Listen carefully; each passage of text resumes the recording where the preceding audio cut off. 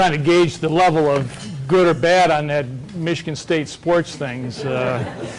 Wasn't quite sure that, although anybody's got to admit this is a pretty good era to be a Michigan State Spartan fan. My dad took me up there in 1965, and we all, for those of you who can remember 1965, that was another golden era of football, and I fell in love with the place ever since, quite frankly. So it's pretty cool to experience that right now. But I think the rivalry is going to heighten here pretty quick. I'm grateful to be here, obviously, today. It's very nice. It's fun for Dana and I to come back to Kalamazoo. I might get emotional with this. We have a lot of great memories here. We're with our nephew, Isaac. His family lives here. His parents, Bob and Laura McClellan, lived here for many, many years, and Dana's sister is Laura.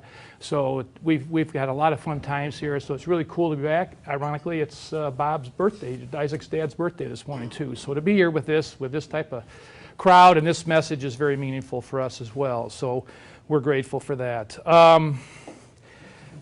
We're here to talk about my failures today, which is not a subject that, and that's like asking a guy for directions. We don't even like to ask for directions, let alone talk about our mistakes. But maybe there's a story there. I guess the goal would be that there's something there that we can help you with. I just asked that these failures be limited to business failures. Do not ask Dana about any of my failures outside of the car nut situation. That would be very, very helpful to me as well. So, in any event, this is just a rough agenda. I'll give you a little background on the company.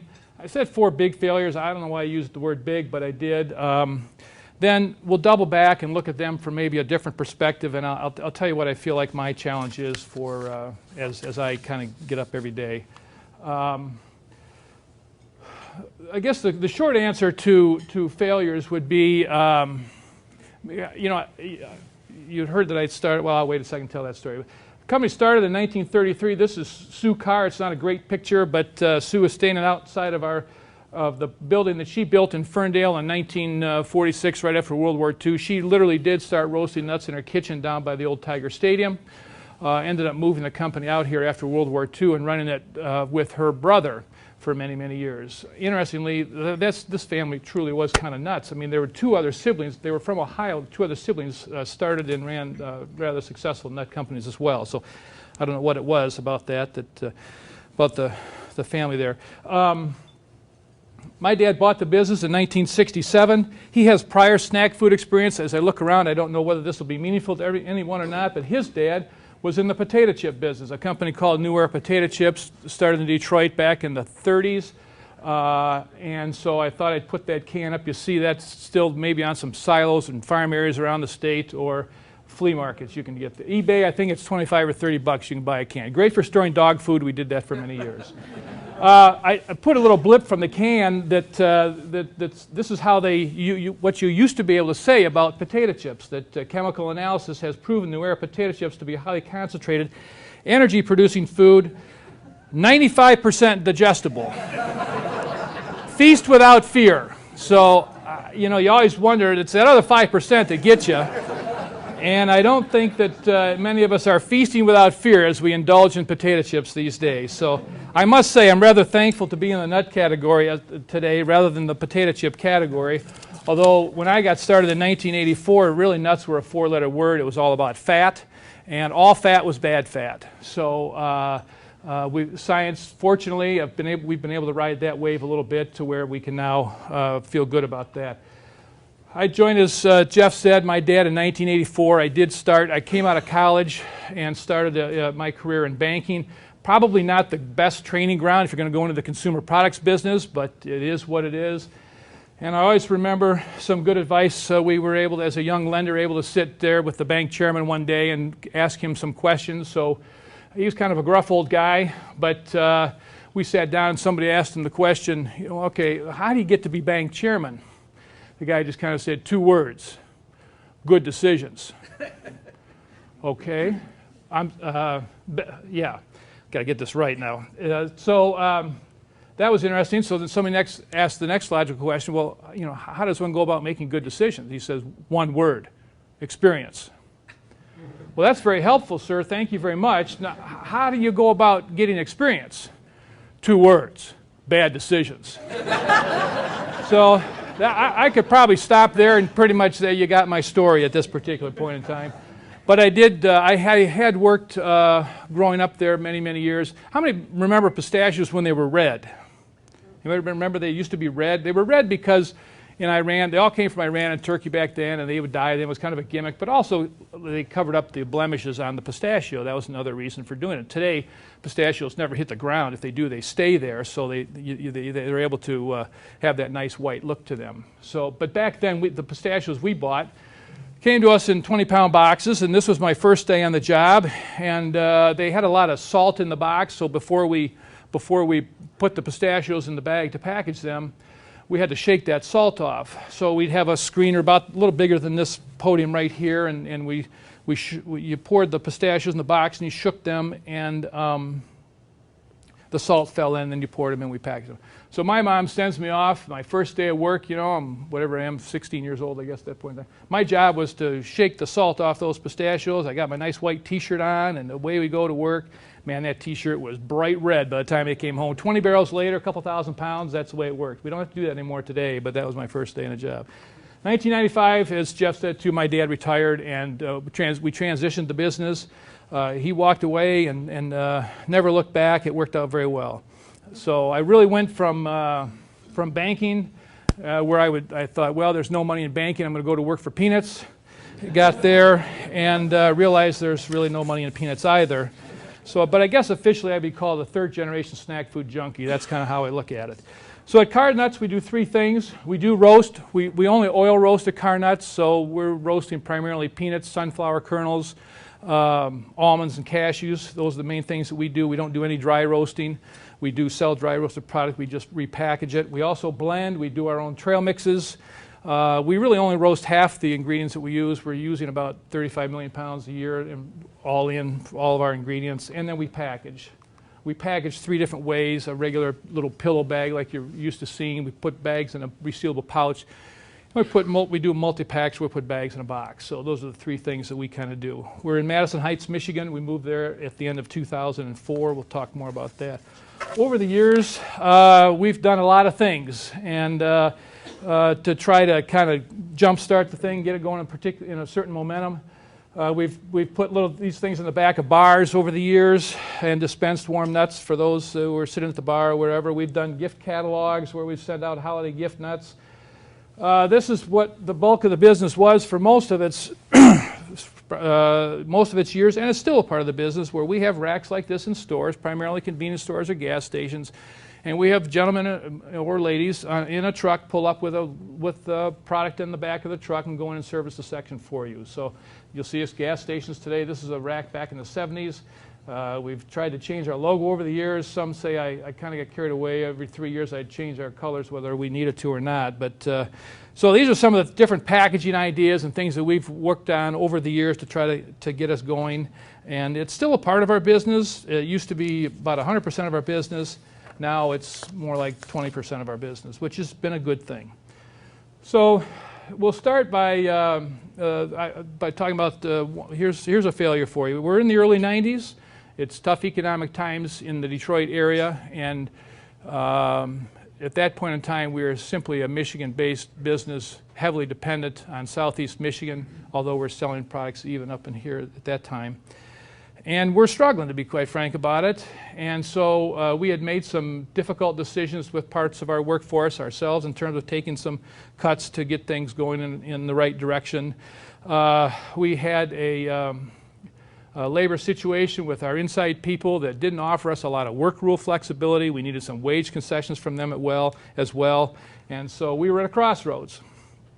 And so we sat down with these people and tried to work something out and get some flexibility, and it just didn't work.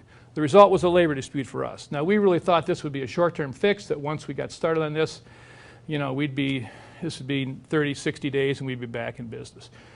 3 years later, it kind of went away, and that was a pretty scary 3 years, as you can imagine. You know, here again, I'll tell another story that kind of sums it up. I think it's a little bit like the submarine captain who was on his ship, and he's working his way back near the end of World War II, and he's in the Pacific, and the war hasn't ended, but he's on his way home, and he's got his troops, and he up periscopes, and he looks ahead, and boy, there's a Japanese destroyer coming right down on him, and there's no way that this destroyer does not see him. Down periscope, he turns to his first mate and says, "Go get my red jacket." Red jacket? Why do you want your red jacket? Because if I get wounded and start to bleed, I don't want the men to see me bleeding. I'll put my red jacket on. Goes back, the guy, first mate goes back, gets his red jacket, comes back. Commander puts it on, he says, puts the periscope up again, looks, now there are 2 Japanese destroyers bearing down on him, coming at him full speed. Down periscope, turns to his mate, says, "Go get my brown pants."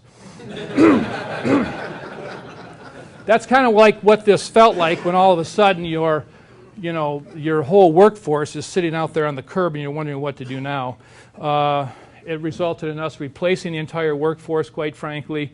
And back then, fortunately, a lot of people were looking for a job. If you had a pulse and you didn't have alcohol in your breath, you got a job at least for a day. So that's kind of how that worked. Worked out pretty well.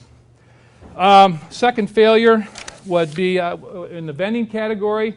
Coming out of that in the early 90s, we were, again, singularly focused on our distribution business. We said we've got to broaden our revenue base. We were doing some business in the vending category at that time.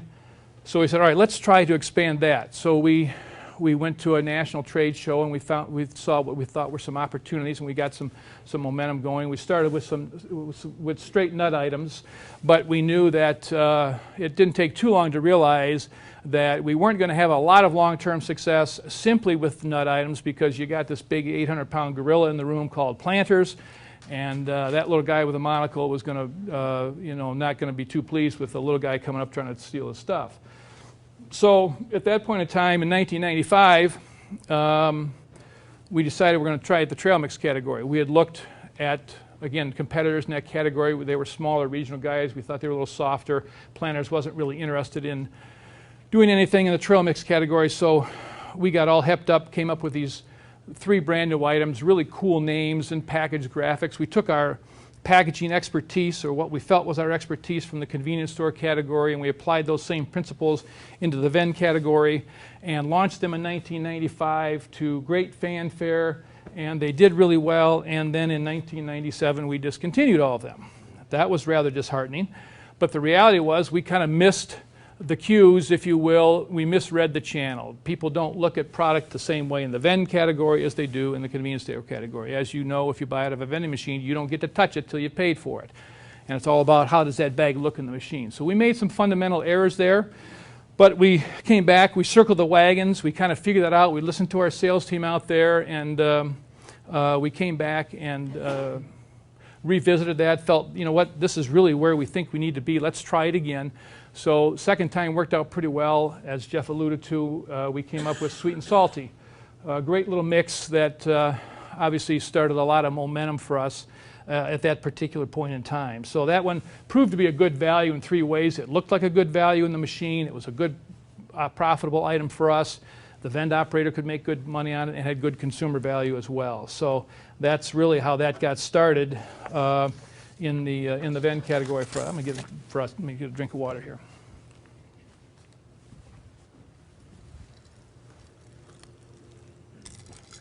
Oh, excuse me, thank you. So number 3, we thought, well, okay, we know this convenience store category very well, and while it didn't transfer immediately well to the vend category, let's go expand that. We've got this distribution system in Michigan. It's doing well for us still. Let's move that into other parts of the country. So we moved that out into Ohio and Indiana. We probably didn't do as much homework on it as we thought, although part of the reason was we were following a large retailer who was expanding into the neighboring Great Lakes states. So we said, well, let's move that distribution system out and go out and hire more people and put trucks on in Ohio and places in Indiana. We were able to generate revenue, just not a lot of profitability. It's hard to run that. Michigan is a very unique state for the type of distribution that we've long since had, which is that direct store basis. Retail laws, or the types of retailers you get in Indiana, you got stores that can sell warm beer. If you sell pop, you can't sell warm beer. A bunch of different types of rules that made it awkward for us to work that system in a profitable way. So we sent that out there. It didn't work real well. We came back. We said, okay, fine, but we do have a good product line that should be attractive to convenience store operators really around the country. And so we said, let's just go do that through wholesalers instead. So we did, and we did have some success doing that. The thing that we found in the product line expansion category, though, is that there are a lot of other companies like us, small regional players at the time, who are very hungry for that type of business because it's one that you can get into without having to spend a lot of upfront money. So while we did have some success, when you start scratching and clawing with one another, it doesn't turn out to be a real profitable piece either. So we backed off of that. But out of that particular setback, we said we turned and we looked at a direction we had never looked before, quite frankly, and that was supermarkets. And we just didn't feel we didn't know that category in our minds. It was you had to pay big bucks to get in. It's all about cans and jars and baking nuts, and we didn't really do any of that, quite frankly. But we did have sweet and salty. At that time, we were putting it in a box for the club store category, which I'll talk about in a minute. So we came up with this little multi-pack thing and went to supermarkets and started to get some play on that basis. But again, supermarkets was one we had never thought about before. The final failure that I'll talk about here, and then before we double back, is really the Second Nature piece.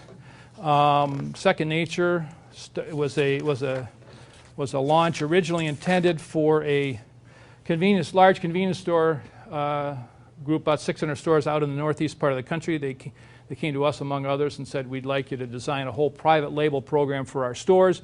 You name it, you design the bags, you decide what items you want to put in the stores, in the product line, and then we'll take a look at it. So we did all that, came up with this name called Second Nature, and we didn't get the business. That hurt because it would have been a very nice piece of business. But coming out of that, we said, gosh, we kind of like that name. Let's see if we can do anything with that name. So we really kept the name and created what is today an all-natural premium line of trail mixes that at the time we felt would be a good approach with Costco. We had tried Costco a number of times, could not make anything happen with those people. It's hard for us, I feel anyway, because they do a lot of their own stuff. We all know that, right? The Kirkland brand is pretty powerful. It's a good product. And so we couldn't differentiate ourselves enough for that. But here again, Second Nature, then we decided to turn to grocery with that. Second Nature really became the lead play for us in the grocery category. They're looking for something different. Sweet and salty is a good play in the grocery, but this one really caught their eye. So again, a failed private label opportunity with one chain resulted in a line of trail mixes that we now sell across the country primarily through the supermarket trade channel. So that's kind of been a good story for us.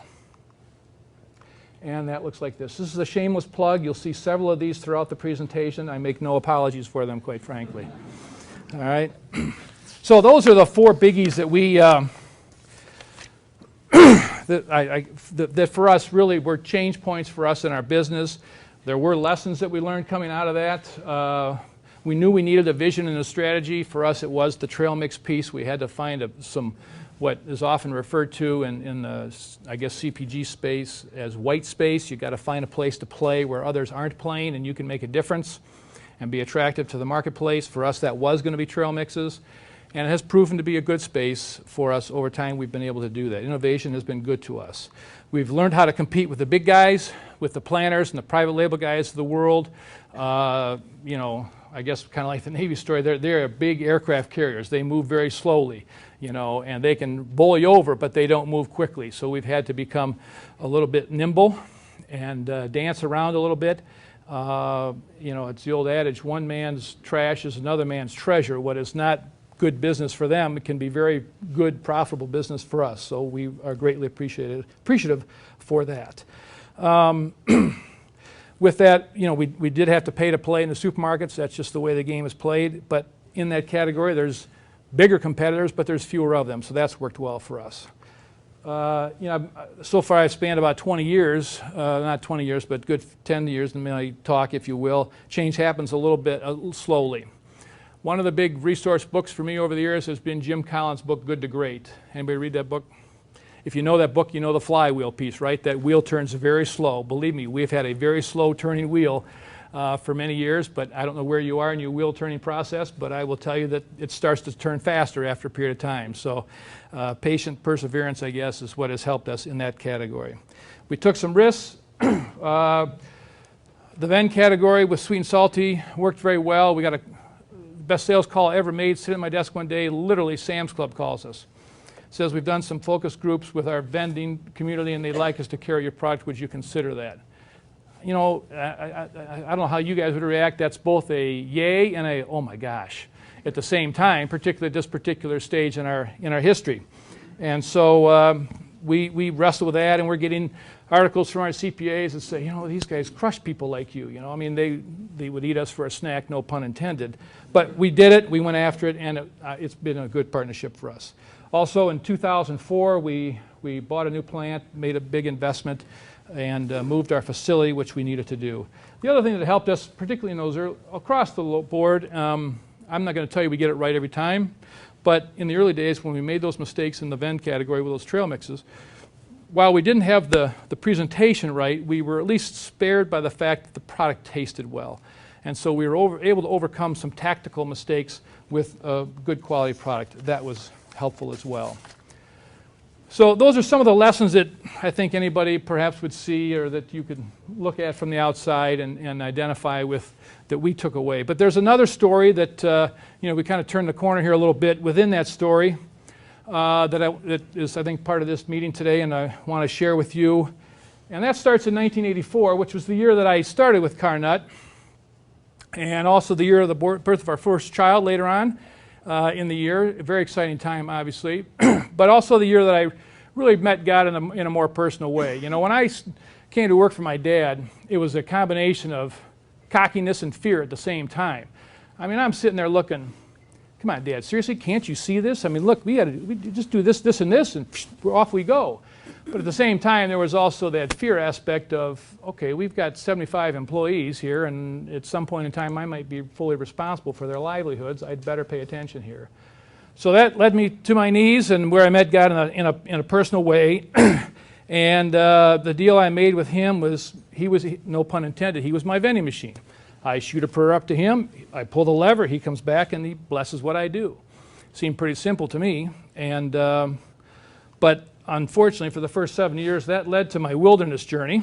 A lot of the things that, some of the pictures that you saw early on are things that we tried, just we couldn't get off the ground to save our lives. Lots of swings and misses.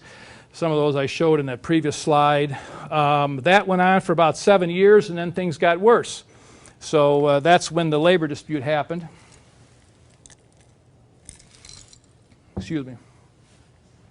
That was a real tough time. I mean, I really, you know, you go from that red T-shirt on the first day. I had a lot of passion for this business, and it's in the bloodstream, so to speak, up to this point in time.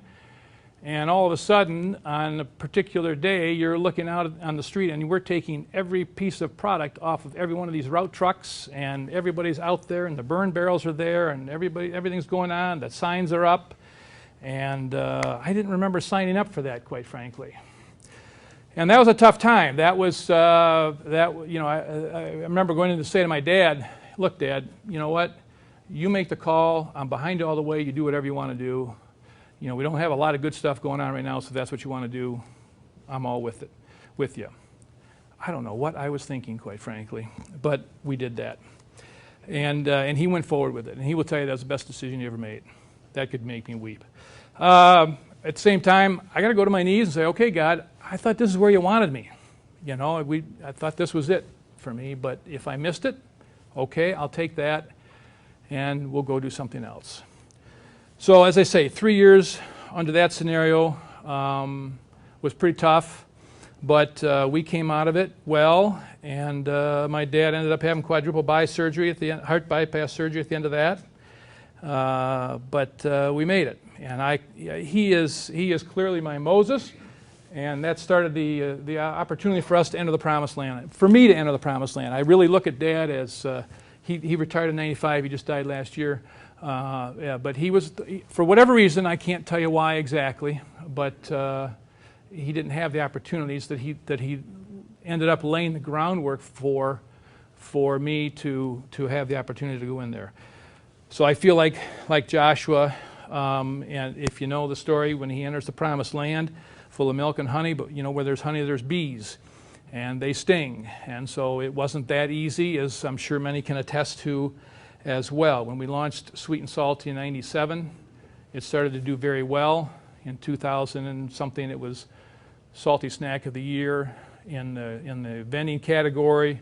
Got a nice award for that. I couldn't figure out why we never won the sweet prize as well. Only on the salty side did we win that. But anyway, that was really cool. But when you have that type of success, you get copycats. So during those early years, here comes Hershey with their copycat.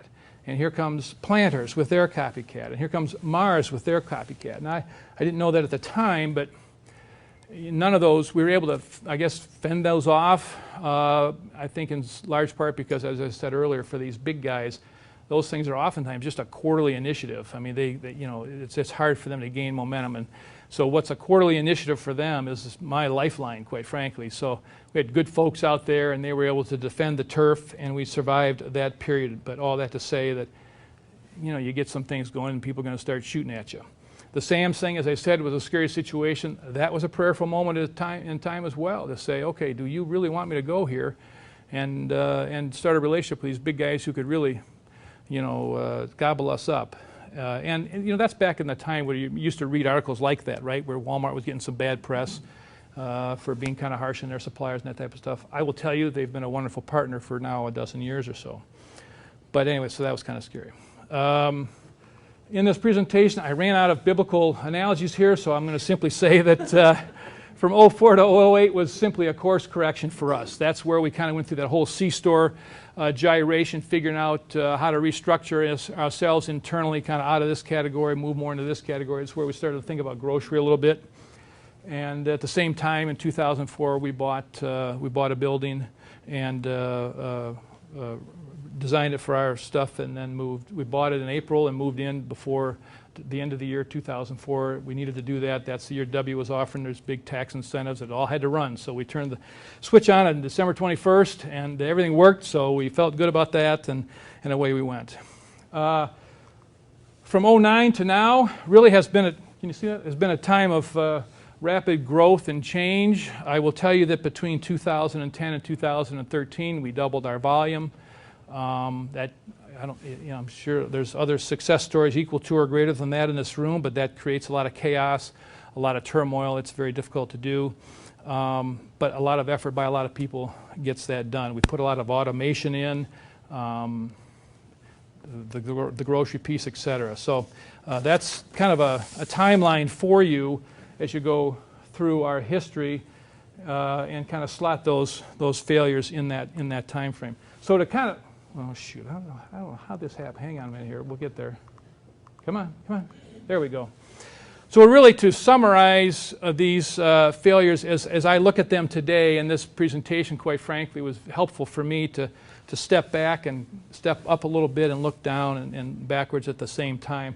When we had a labor dispute, we had 75 employees. Today we have over 200 employees. We never had a profit-sharing plan. We've paid profit-sharing now for 18 years. We love these people. We had one shift that worked 5 days a week. We're now working 3 shifts, 5 days a week, and it's been a really cool time. They have a better attitude. We have a better attitude. And I do want to say that don't think that it was all labor back then and when that thing happened. We certainly take our share of the responsibility for that as well. So that one's worked out very well for us. The sweet and salty piece today is, if you look at Nielsen numbers, it's the #1 branded trail mix category in the country across the grocery club drug channel. I will tell you that our vision for that little bag was simply, when we first launched it, we thought, okay, this will be a great summer substitute for the vend operator who takes out his chocolate candy bars in the summertime. He can put this in instead. So our vision was not much beyond a summer substitute for candy in the machine, and today it's the #1 trail mix branded in the country. We think that's pretty cool. In the convenience store category, we didn't make that work. All the logic, I think you would have reached the same decision. This is what we do well. We've got a good product line for it. That should work. And it really didn't work for us, but it then turned our focus to a category we never would have considered, which was supermarkets. For snacks, the supermarket category is 2.5 times the convenience store category. That's a pretty big difference, and it's worked out well for us in that regard. The Second Nature piece, again, shameless plug, you getting this? Okay. A Second Nature piece, again, designed for one customer. It would have stopped right there had we gotten that piece of business. Instead, We didn't get that piece of business. We looked at it. We said we can do something with this. Took off with that today. That, on the same Nielsen data, if you look at scan data through Nielsen, it's the number 3 branded trail mix category, product line in the country. Now, I will tell you, and we all know this, trail mixes are dominated by private label. The category is 2/3 private label, 1/3 branded. So I want to tell you that I'm talking about 1/3 of the category when I make these comments. But nonetheless, it's nice numbers, and it does make for a good sales story for us. So when I look at these failures now, I conclude that these failures were not just isolated incidents, but they connect. And they connect in a pretty cool way as far as I'm concerned, because I think each of these show that God's plan for this business has been way bigger than what my plan was for this business. And I think that's pretty neat. These are not failures for me. These are spiritual markers. These are like the Old Testament days when they used to, build the altar after coming through the Red Sea. That's what these things represent for me. And they show God showing up in a big way, and they show to me that he's not just a vending machine God. Where I was asking him to join me in his story, I now feel that when I was asking him to join me in my story, I feel like now I have joined him in his story. And that's been really cool insight for me to see as well. So, get a little deeper on this again. If I look at some of the lessons that I've learned when I go back through this a second time, I will tell you this. I have clearly, I think, learned that he came to offer life and to offer it abundantly. No questions asked. We know that verse. And that's a scale that varies from person to person, but for me, that's how that's worked out. Priority-wise, we all know we need to seek him first, his kingdom and his righteousness, and these things will be added to you. I will tell you that first go-around on the trail mixes, that was all me. The second time around, just like when we went on strike, I came into my office and closed the door, and I said, okay, God, we thought this trail mix thing was it, and this thing is bombing. What do I do now? And I will tell you, in about 20 minutes, we had this formula for sweet and salty, and we've not changed it since. So I think that's a pretty cool story for me. The other half of that, did I go too far? Man plans his way, but the Lord directs his steps. That's clearly been true in all of these scenarios for me. We went through the normal good planning process like we all do in business. These weren't knee-jerk reactions on our part, but we kind of held it loosely, and he had other ideas, and we're grateful for that. This is not easy. I don't think everybody knows this. I think this is a good reminder for me that the ground is cursed because of you, and toil we will eat of it all the days of your life. By the sweat of your face you will eat the bread to return to the ground. We're out of the garden, gang. That's it. It isn't easy. We know that. We've got a lot of hard-working people. This just didn't happen, and so I really want to kind of a shout-out at this point. That's not for the company or for me, but all the people that we have that work hard as well. Solomon also reminds us to sow our seed in the morning and don't be idle in the evening. So you own your own business, you kind of work it most of the time. Still made most of the ball games, didn't I? Okay. So anyway, we weren't standing on the sidelines for that. Also, don't try this on your own. Come to me, all who are weary and heavy laden, I'll give you rest. Take my yoke upon me, you find rest for your souls. My yoke is easy, my burden is light. Who wouldn't want that, for crying out loud? You work all this time, and he's really offering us a better way. And so that's been helpful to me as well. So that's kind of, don't try this on your own internally. We need that. The other half of that is refuse good advice and watch your plans fail. Take good counsel, watch them succeed. To me, that says you need good advisors. We all need that, right? I think we need a good attorney, we need good CPAs, we need good insurance people. I think those are three key advisors for us in our business. I will tell you that we had very good advisors when we took on that labor thing in the 90s. We had a guy who knew the mindset of the people we were dealing with, and he knew them cold. And they didn't like him, but that was a beautiful thing for us, quite frankly. Cute side story on that labor piece, I will tell you that at one point in that situation, these folks, really only half the people went out, but the other half couldn't cross the picket line. Those people were the route people. They would still work, but they couldn't cross the line. So they said, about day 3, they said, if you'll deliver product to our homes, we'll work from our homes. So we did that. Well, then the other people started picketing their homes. On a Saturday, they came to my folks' home. So my dad calls me and says, they might want to come over to your house. And somehow that story that conversation hit my son's ears, and at age 3, he gathered up he didn't know what was going on. We're not talking about this, obviously. But he got a sense of what was happening and gathered up all of his guns and swords and took them to the front door, and he was ready to defend the castle right then. So that was kind of cute. They didn't come over. I think this, again, this is the hardest one for me. Rejoice in your trials. It's a lot easier to say that today than it was at the time, to be quite frank about it. But consider it a sheer gift, friends, when tests and challenges come at you from all sides. You know that under pressure your faith life is forced into the open and shows its true colors. So don't try to get out of anything prematurely. Let it do its work so you become mature and well-developed, not deficient in any way. I don't know where I am along that scale, but I'm better at it today than I was back then, that's for sure. So I think that's still a very hard one to live by, for sure.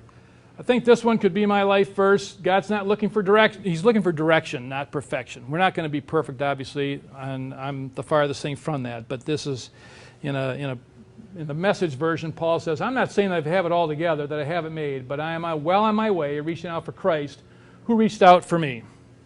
Friends, don't get me wrong, but by no means do I count myself an expert in all this, but I have my eye on the goal. And what's the goal for me? At the end of the day, we're living for His glory and not mine. As I said, it's not my story, me inviting Him into my story. It's really when He got a hold of the story and I lived within His story. Live for His glory, not mine. Whether you eat or drink, whatever you do, do it all to the glory of God. We know that verse. Even while we're sitting here eating breakfast and drinking our coffee, we got to be doing it to His glory. So that's the easy part. Also, from a work perspective, whatever may be your task, work at it heartily from the soul, as something done for the Lord and not for men. So those have been kind of the lessons now that I can look back on. The other half of the story as to how this thing has unfolded. It's been pretty powerful. I'll simply close with a couple of questions that I try to remind myself on a regular basis, kind of my daily challenge. What story am I writing with my life, and what role is God playing in my story? Is He on the outside while I'm in the center, or is He at the center and I'm on the outside trying to hear from Him? The other one, what or who is my source for hope and direction in a very chaotic world? So if I keep asking myself those questions, remind myself of that, I think it keeps me grounded. Obviously, I'm not doing that 24/7, but I'm trying. So that's the story. That's what I have.